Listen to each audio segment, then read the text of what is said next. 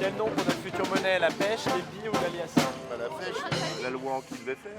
Bon, la pêche, on voit bien ce que c'est, et puis l'épi, c'est l'épi de blé, quoi.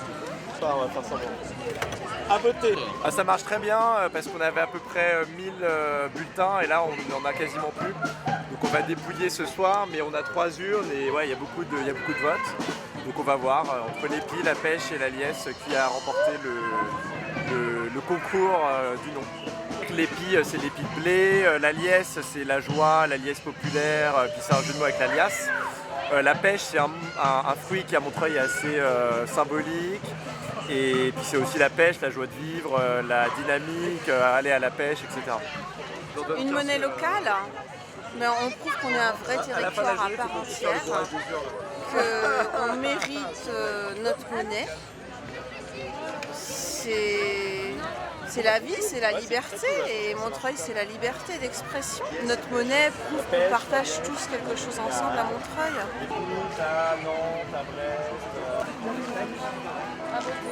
Ça, c'est ce qui explique la monnaie locale. L'avantage, c'est qu'on paye en monnaie locale, on est sûr que son argent ne va pas faire n'importe quoi, que ça va encourager, que ça ne va pas partir en Chine, que ça ne va pas partir dans les paradis fiscaux, que ça ne va pas partir dans la spéculation. Alors que quand on paye en euros, bah, malheureusement, c'est pas bon. Vote alors. C'est les 3 noms les plus populaires. Donc soit vous choisissez l'épi, la liesse ou la pêche. Vous marquez ça sur un petit bout de papier. Et puis ce soir, on fera le dépouillement. Là, on est parti du principe que 3 € au départ sur 100 iront à une association. C'est pour faire rester l'économie sur Montreuil, pour faire tourner un peu plus d'économie juste sur Montreuil. Mais après, ça englobe plus que ça pour moi. C'est pas juste une monnaie locale, quoi. C'est un échange collectif.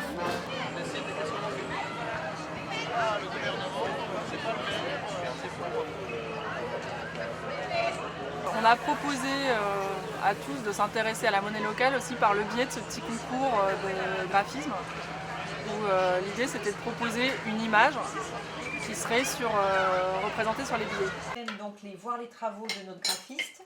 Donc ça on va voir ça tout de suite. Première position de logo, une pêche stylisée qui est masquée par un grand capital tout noir et tout méchant.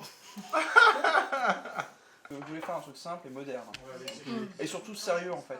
Alors moi, autant j'aime bien les billets, autant le logo, j'aime moins quand même. D'accord. Bon, enfin, j'aime bien cette idée-là, mais le gros rond noir en premier du capital, non, par contre, ça, moi, je trouvais que ça pouvait faire le truc du P, mais bon. Ouais, ça fait le noyau de la pêche avec le machin et on trouve le P dedans. C'était le premier truc que j'ai fait. Ouais.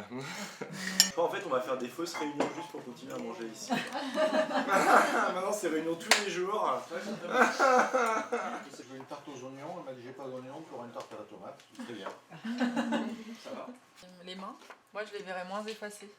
S'il y a plus de contraste. Sur le 5, c'est plus Cette courbe-là Ouais. Ah oui, elle peut tout serait... à fait être remplacée par cet élément courbe-là qui est déjà plus spécifique. L'espèce de S, ouais. Mais pour l'instant, on n'a encore pas assez de matière. J'ai fait ça. C'est vrai qu'avec un croc de côté, ça fait chaîne aussi un peu. À partir Des chaînes qui s'embriquent les uns les autres, chaîne humaine, la solidarité. On peut faire également un creux quelque part d'autre, peut-être là. Ouais. Et puis rajouter des feuilles ici. Non, il faut vraiment pas mettre de feuilles, je pense. À cause de ça. Ouais. Parce alors qu'Apple, c'est une ligne interrompue. Enfin, Apple, c'est le logo le plus connu. c'est peut-être pas 2 éléments, mais c'est quelque chose. Des pêches de pommes, c'est pas du tout pareil. Ça vous fait une petite association montreuilloise. Attaque, un géant de l'informatique mondiale. Quelqu'un qui utilise ce billet-là et qui d'un coup se dit ah ouais, mais en fait, c'est des mains. C'est quand même plus sympa que. Ouais, bon, c'est non. La pêche circule, la pêche finance l'assaut, Voilà, donc la main d'un côté et de l'autre C'est à ce côté niveau-là très que je simple, t'ai dit, juste les autant que inscriptions. sinon- La citation, ce qui est dangereux, c'est la question des droits. Par contre, là, il va y avoir une sorte de concurrence. Et effectivement, il faut que quelque part, ce billet-là soit un peu publicitaire. Pour donner envie, effectivement, d'utiliser plutôt que l'euro. C'est pas foudroyant d'originalité, parce que ça fait très billet, justement. Mais à la fois, Ça passe. moi j'ai ça en main, je me dis bon, j'ai déjà plus la sensation de tenir de l'argent Moi, je trouve ça fou. qu'un truc avec une photo. Mais voilà, de nouveau le recto du sang. Celui-là, il est déjà plus calme, tout en restant assez dynamique, et voire même street art. J'aime beaucoup. Ils sont très sympas, il y a un côté graffiti. C'est bon l'astuce, je vais mettre plus que ça déconne.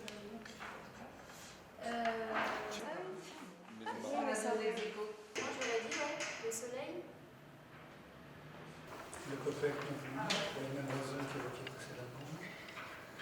La monnaie non plus. Monal, personne attaché. Voilà, ça, ok, bon, bah, surpris. Moi, je mettrais 7 à la pêche aussi.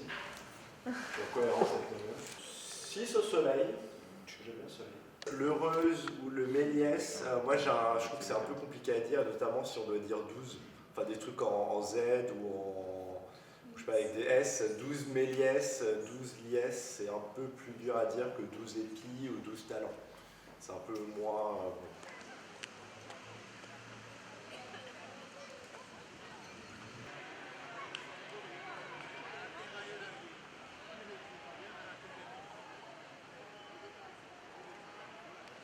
Heureux. Très On n'a pas encore une promesse de don. Mais... On sent qu'on aura notre subvention. Ouais, faut pas lâcher quand même. Mais faut pas l'appeler comme ça. Faut pas lâcher, moi je pense. Faut argumenter. Ils ont quand même dit que c'était quand même un outil multifacette et qui peut vraiment être utilisé pour plein de politiques différentes, que ce soit voilà, la cohésion sociale, l'utilisation de la monnaie pour tous les services ou les équipements municipaux, pour financer le SS avec tous les financements des associations derrière. Et une mairie, elle a quand même naturellement intérêt, aujourd'hui quand elle investit 100 € et qu'elle ne sait pas trop où ça part, elle s'est dit bah, demain je les remplace par 100 pêches, c'est quand même mieux pour moi, quoi. Donc bon, il y a un peu de résistance des fois, des changements, etc. La résistance au changement, c'est connu. Mais généralement, ils comprennent assez vite quand même que ça peut être pas mal pour eux, quoi. Et nous avons des particuliers qui vont venir avec des euros échanger auprès des comptoirs d'échange qui sont décidés ou créés au sein de l'expérience. Ils vont échanger un certain nombre d'euros contre une somme équivalente en monnaie locale, puis ensuite ils vont aller les dépenser chez les commerces et les producteurs. Donc ce que j'appelle moi les monnaies éco-citoyennes. La monnaie locale, elle ne sort pas du territoire, donc elle ne va pas sortir et aller alimenter toute la logique de spéculation internationale, dont on sait qu'aujourd'hui 97% des flux mondiaux sont absorbés par l'économie spéculative et non pas l'économie réelle, c'est-à-dire ce qui nous sert à vivre au quotidien. Donc une monnaie locale va nous permettre de véritablement redynamiser la richesse locale, les échanges locaux, en faisant attention à qui produit quoi, et donc de donner du sens à ce qui en a perdu complètement. Avec la monnaie locale, les personnes qui s'engagent et qui vont utiliser cette monnaie locale vont venir préférablement dans leur établissement pour se fournir. Donc ça devrait, et d'ailleurs c'est vérifié en général dans les expériences qui existent, ça permet une augmentation de chiffre d'affaires, ça dynamise le commerce et l'activité de ces personnes-là. Les entreprises comprennent très vite et très bien l'intérêt économique, tout au moins, d'une monnaie locale. Elles voient bien que par cet outil-là, elles peuvent capter une clientèle qu'elles n'avaient pas préalablement.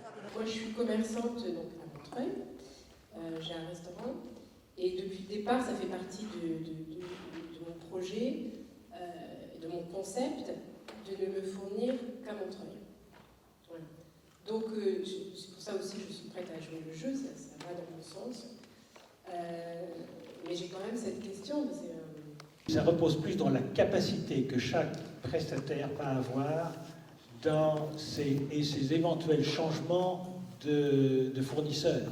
Alors je suis invité à voir comment je pourrais faire véritablement. Est-ce qu'il y a des fournisseurs qui existent? Est-ce que je peux changer de fournisseur? Est-ce qu'on peut recréer des activités qui ont disparu? Alors évidemment, ça ne se fait pas dans un claquement de doigts, mais il suffit qu'il y ait l'élan, qu'il y ait l'intention et la volonté de le faire. Et puis sur un autre plan, il ne faut pas oublier qu'un commerçant ou un producteur, ça reste une personne humaine qui a des interrogations sur la vie, sur le devenir de ses enfants, et donc qui va trouver un intérêt à s'impliquer dans une opération de transformation qui va lui permettre de donner une image et un vécu dans son entreprise différent. Il va pouvoir évoluer dans ses pratiques commerciales.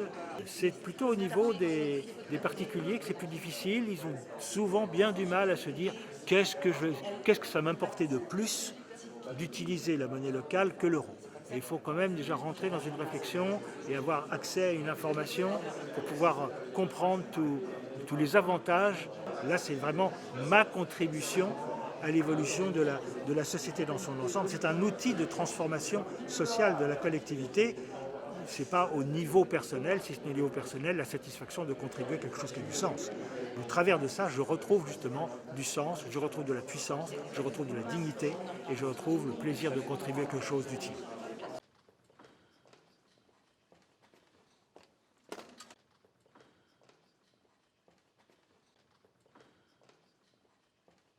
Souvent, les uns, les autres, on se dit ça serait bien de consommer local, on a envie de faire ça, mais on ne le fait pas parce que la vie fait qu'on va aller plutôt dans la grande surface à côté de chez nous ou quoi, et qu'on ne va pas consommer forcément chez le petit maraîcher, chez le petit artisan local, etc.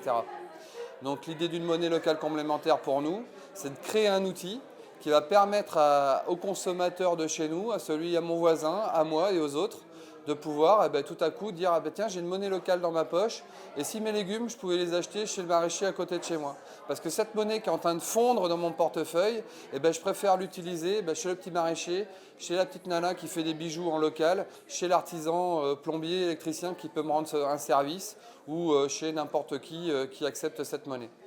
Donc l'idée c'est vraiment ça, c'est renforcer notre territoire, renforcer notre consommation locale et notre économie locale. Ah bon, c'est légal, on a le droit de faire ça, enfin, c'est plutôt des freins en termes de conscience, hein, parce que c'est vrai qu'on a des réflexes conditionnés, de sortir une carte bleue, un chéquier, d'aller au distributeur d'avoir des euros, mais donc il faut faut s'enlever tout ça, hein, et c'est ça qui est la plus grosse difficulté. Juridiquement, on peut, tant qu'on reste sur des petits territoires et qu'on reste sur une parité de l'euro, apparemment, il n'y a pas de souci. On n'est pas hors la loi. En fait, la monnaie locale complémentaire va être perçue juridiquement comme un bon d'achat, comme un ticket récompense un petit peu à l'achat. Donc on joue sur cet aspect-là au niveau juridique. L'intérêt d'une monnaie locale, c'est qu'on va essayer de développer tout le circuit. C'est-à-dire que je donne l'exemple, le boulanger, au lieu d'aller acheter sa farine à l'extérieur de l'Ardèche, il a tout intérêt à effectivement acheter de la farine qui pourrait être produite en Ardèche. Déjà, on fera un geste écologique parce qu'on ne mettra pas de camion sur la route. Voilà, donc ce minotier, peut-être que lui, il a tout intérêt aussi à travailler avec un paysan qui pourra lui fournir le blé.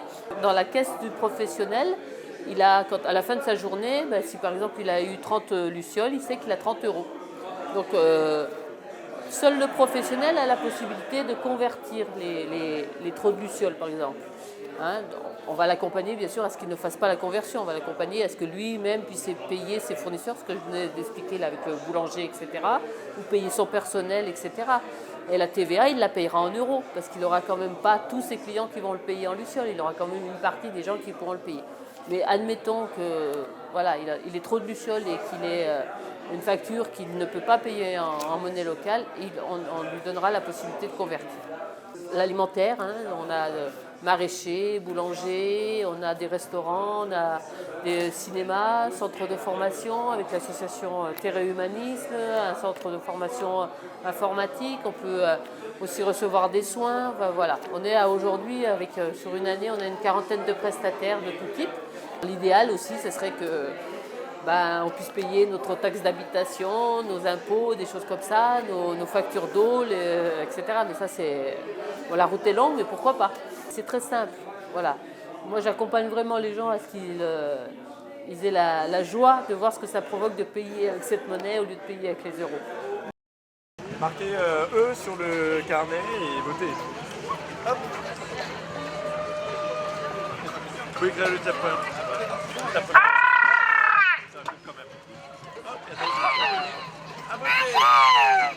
Merci à vous. Qu'est-ce que vous préférez? Moi, la pêche. On verra, au début ce soir, dans 1h30, 2h, on va récupérer. Donc l'épice, ça te vote quoi? Le blé. T'as du blé? Non, j'ai de l'épi. On a fait un petit peu de porte-à-porte aux commerçants pour sonder un petit peu leur avis, leurs difficultés, les questions qui se posent. Et voilà, donc plusieurs sont méfiants, d'autres connaissaient le système et sont intéressés. Voilà, maintenant ils se posent des questions pratiques, je mets ça où dans ma caisse, comment je fais ma compta. Et surtout, même si j'ai une clientèle, après qu'est-ce que j'en fais de cette monnaie locale que j'aurai dans ma compta, quoi.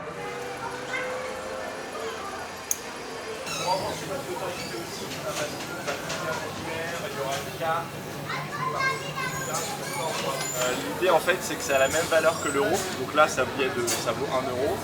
On vous paye avec ces billets là comme des euros et l'idée en fait c'est de relocaliser l'économie et donc le résultat d'inciter les gens à se fournir localement. On a justement tout prévu pour que ça soit le plus simple possible pour vous, c'est-à-dire que les billets ils ont la même taille que l'euro, ils ont les mêmes couleurs. Donc, dans la caisse ça se compte comme des euros, ça se compte vraiment pareil, comme ça il n'y a pas besoin de double comptabilité, ça se compte vraiment comme des euros. Vous pouvez les utiliser comme des euros parce que c'est à la même valeur pour faire vos courses, etc. Ça m'intéresse, pour l'instant ça m'intéresse. Après je vais voir par rapport aux gens et tout, comment ça va se dérouler. Voilà. Et tout ce qui est citoyen, on essaye de participer tout simplement. On fait partie de Montreuil, donc on va essayer de participer au développement de Montreuil. Ici ?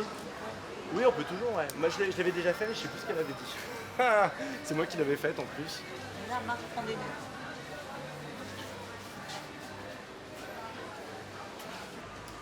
C'est toujours difficile dans les grandes chaînes comme ça parce que là aujourd'hui on est trop petit. Eux c'est un magasin parmi la centaine qu'ils ont en France. Et c'est le problème aussi de là où on n'a pas directement l'entrepreneur en face de soi, c'est que personne ne veut se mouiller, quoi. Bon, elle se sent pas d'aller le défendre devant le siège parce qu'elle sait très bien que ça a peu de chances de passer. Par contre, je pense que ça justifie d'autant plus l'idée de faire une monnaie régionale à terme, parce que clairement quand on a une monnaie qui couvre le 93 ou une partie de Paris, etc., c'est justement avec ce type d'exemple qu'on voit qu'on aura plus de poids et qu'on aura des chances de passer. Aujourd'hui, on n'existe pas. Si demain on fait la moitié de Paris, etc., on aura déjà beaucoup plus de chances de passer. On nous a dit qu'il y a 1000 commerçants à Montreuil, sans compter les entreprises. Donc je pense qu'on est au moins, grosso modo, à 2000 entreprises. Nous, s'il nous en faut 50 ou 100, on peut avoir un taux d'échec important et quand même avoir réussi le boulot. Non, c'est super. Carré, je pense qu'ils sont vraiment importants aussi, c'est pareil, c'est quand même une institution à Montreuil. Il y a du monde, hein. Mais après, ça dépend que c'est pas la musique. On sent un peu d'énervement par rapport à des aménagements du quartier qui ont été faits et résultat, la monnaie locale il voit pas forcément l'intérêt, donc faut pas s'attendre à ce que tout le monde d'un coup dise ouais c'est génial, je vais participer. Il y a vraiment une courbe d'adoption où au début il y a toujours des gens qui sont réceptifs à la nouveauté, qui sont souvent plus jeunes et qui résultat vont pas, après c'est une question de caractère aussi, mais qui vont participer plus naturellement. On peut imaginer qu'ils vendent du pain de la coopérative autogérée de la rue de la Bonne. La conquête du pain. La conquête du pain. D'autres services existent.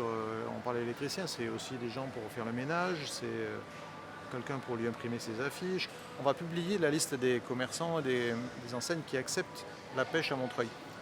De ne pas en faire partie, ça vous exclut quand même du champ de recherche de certaines personnes. C'est quand même désagréable. Alors, il vaudrait mieux qu'il accepte la pêche sur certains articles et pas sur tous, ou dans une certaine limite, on va dire, pour... À un moment donné, se priver de la pêche, ça sera se priver d'une certaine clientèle. Donc pour les commerçants, c'est quand même un peu dommage. Si demain ils ont 10 000 euros, 10 000 pêches dans leur caisse, c'est d'eux-mêmes qui vont se mettre à chercher des fournisseurs locaux. Et les fournisseurs locaux, même s'ils n'existent pas aujourd'hui, et c'est là aussi tout l'intérêt de faire une monnaie régionale, si des cartalades, il y en a 10 ou 100 dans toute la région qui ont tous 10 000 euros et qui disent moi je peux plus, entre guillemets, ou je veux plus acheter des tomates qui viennent d'Espagne parce que j'ai beaucoup de pêche et que j'ai besoin de les écouler, là, pour créer une ferme qui fasse des tomates et pas du blé en région parisienne, et en Ile-de-France, on est quand même une grosse production agricole, il ne faut pas l'oublier, on est une des régions les plus productrices en Europe, ça va être beaucoup plus facile. Parce qu'aujourd'hui, un céréalier, il n'a aucun intérêt à se mettre à faire des tomates. Alors que par contre, s'il sait qu'il a des débouchés, etc., localement, là-dessus, ça change, le marché, il est là, quoi.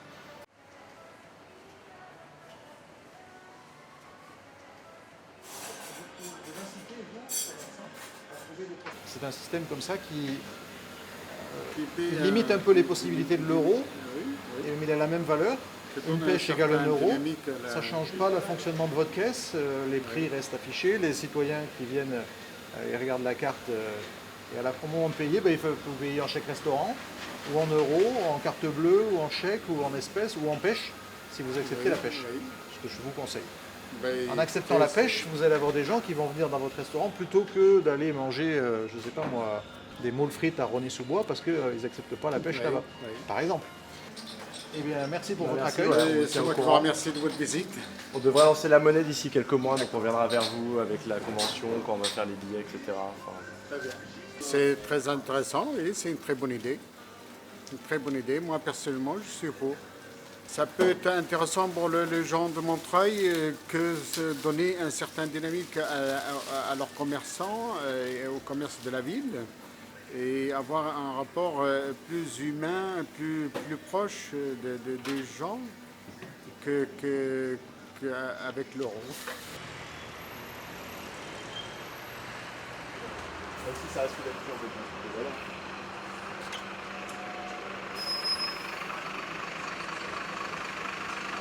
Le but, c'est que les euros que dépensent les citoyens, quand ils arrivent chez le commerçant, ils ne partent pas à la banque et dans la spéculation financière, qui restent à Montreuil vers d'autres commerçants ou d'autres fournisseurs, et que cet argent, il travaille et qu'il ait sa vraie fonction, qui est de concrétiser des échanges réels et pas des échanges virtuels. C'est bien, vous êtes optimiste.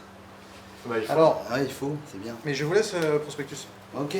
Vous avez l'adresse du site, vous pourrez nous écrire, poser des questions et puis vous tenir informé de comment ça avance. D'accord. On lui prend par contre 5%.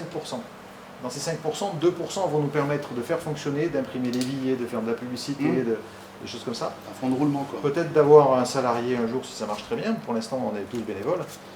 Et 3% vont aller à des associations choisies par les gens qui convertissent leurs euros en pêche. C'est un système qui est apparu dans des périodes de crise autour des années 30, en Suisse et en Allemagne. Et on pense aujourd'hui que... le remettre au bout du jour. Voilà, le contexte économique est pas très favorable. Peut-être que l'écoute est plus grande chez les commerçants. Je pense que chez les citoyens aussi, il y a des réflexions sur l'argent. On voit qu'il est utilisé un peu n'importe comment. Ça produit des fois des catastrophes dont tous souffrent, et surtout les plus pauvres. Et que peut-être on dit il faut utiliser mon argent mieux. Alors il y a des gens qui font des échanges locaux, des gens qui achètent dans des AMAP leurs légumes pour pas passer dans la grande distribution. C'est un peu anti-supermarché. Oui, j'ai compris le système. D'accord. Sincèrement, a priori, comme ça, c'est surprenant. Je vais être honnête avec vous. Bon, faut voir si ça peut percer, quoi, honnêtement. Mais... Ça pourrait être intéressant pour votre commerce ? Je ne crois pas. Parce que de toute façon, nous, on travaille en tiers payant. Donc, avant, les gens avançaient les sous et tout ça. Maintenant, ils ne veulent plus avancer les sous. Donc, on travaille directement avec les mutuelles. Donc, c'est rare qu'on ait des espèces, quoi. C'est juste pour des petits produits, lentilles, des choses comme ça. On sait qu'on aura plus de facilité avec certains que d'autres. Et clairement, un opticien, il y a moins de chances que ça marche. Les assurances, c'est un peu compliqué aussi parce que c'est des modèles économiques assez particuliers. On apprend aussi au fur et à mesure, c'est-à-dire que là on est quand même encore au début, on commence justement à identifier peut-être des secteurs, des secteurs d'activité qui vont être quand même un peu plus délicats que les autres, clairement. Il y a des gens, dès qu'il y a un truc nouveau, ils ont envie de l'essayer, ils sont curieux, etc. Puis on en a rencontré d'autres, et ça se comprend aussi, c'est pas un jugement de valeur, mais la personne elle a 58 ans, dans 2 ans elle est à la retraite, ça fait 25 ans qu'elle a son magasin. Elle est bien installée, elle a sa clientèle, elle n'a pas envie non plus, enfin moi à sa place je le ferais pas non plus. Si 50 clients sont passés et que 10 lui ont parlé de la monnaie locale, le commerçant qu'on va rencontrer, il va réagir différemment de celui où il n'en a jamais entendu parler, il n'a pas regardé Télé Montreuil, il ne lit pas Montreuil Hebdo, Montreuil des Pêches. Si son client est sensibilisé à ça au point de convertir ses euros en pêche, pour le coup il devient entre guillemets captif du système de la pêche. Et il ira chez les commerçants qui acceptent les pêches. Donc est-ce qu'il s'ouvre à ces clients-là ou est-ce qu'il se ferme à ces clients-là? Il y a une posture, à un moment donné, il faudra choisir. Le restaurateur est plus attentif puisqu'il sait que ses clients vont là ou là, selon ce qu'on mange, selon la réputation, selon les horaires auxquels on accueille, selon qu'on prend ou pas le chèque restaurant et selon qu'on prend ou pas la pêche. Donc lui, il est très sensibilisé, mais d'autres le seront aussi. Ça dépend de l'offre et de la demande. Le citoyen en général va être quand même assez sensible à l'aspect relocaliser l'économie et supporter l'économie réelle, donc combattre l'économie virtuelle, donc la financiarisation, la mondialisation, les paradis fiscaux. Aujourd'hui, avec tous les scandales qu'il peut y avoir tous les jours dans les journaux, de plus en plus de gens trouvent qu'il y en a trop pour les banques et pas assez pour l'économie réelle. Et donc ça motive vraiment des gens pour participer. Et c'est ce qu'on leur dit après aux commerçants, c'est qu'à partir du moment où il y a des gens qui ont la pêche, ils vont chercher à la dépenser là où ils pourront.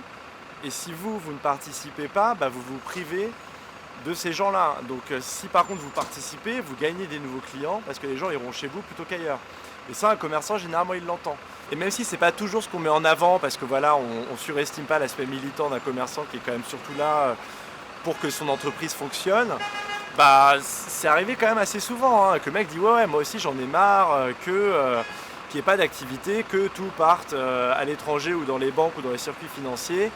Et moi, une monnaie qui encourage l'économie réelle et l'économie locale, où ça va créer de l'emploi, de l'activité, et qui, résultats, vont aussi bénéficier à mon commerce, ça leur parle, mine de rien. Allez hop, parti.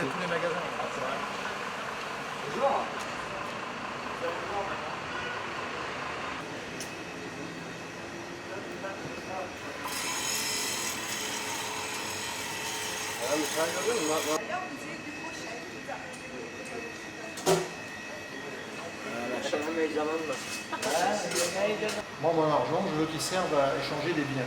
Je veux acheter une portion de frites, je donne de l'argent au commerçant. Lui, avec cet argent, il achète des pommes de terre, il fait travailler le monsieur de ménage, ou bien il achète son électricité, etc. Les euros, le commerçant, il les met à la banque. La banque, on ne sait pas ce qu'elle fait avec.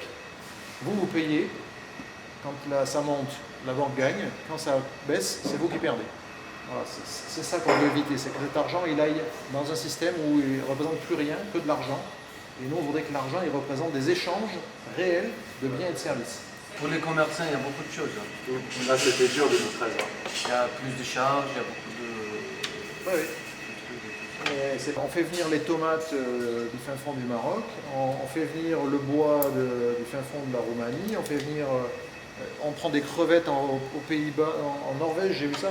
On descend au Maroc, ils décortiquent les crevettes et les remontent pour les mettre en boîte au Danemark. Comme ça, il est marqué mis en boîte au Danemark.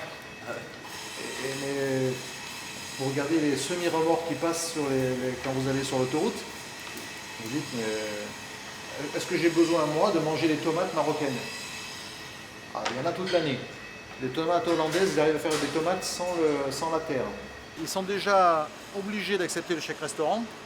Je pense qu'ils sont, eux, ouverts à cette culture-là, du bon d'échange et c'est pas forcément des euros que je touche, mais ça a de la valeur.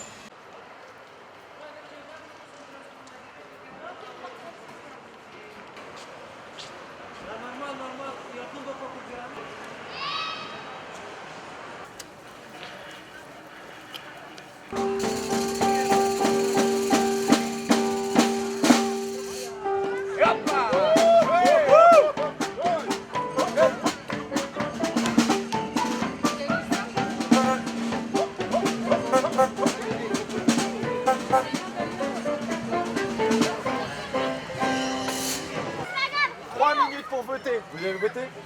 58, voilà, c'est les enfants. Bravo, c'est la dernière.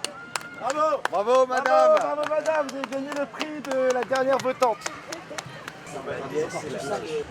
Excellent. Pêche. P, pêche. E, épi. Pas trop vite. Épi. Épi. On les amène moins loin. Pêche. Pêche. Oh, maintenant t'as que des liesses. Pêche. Pêche. 200. 118. 266 pêches, 139 épis, 118 yes et 7 blancs ou nuls. C'est que des nuls.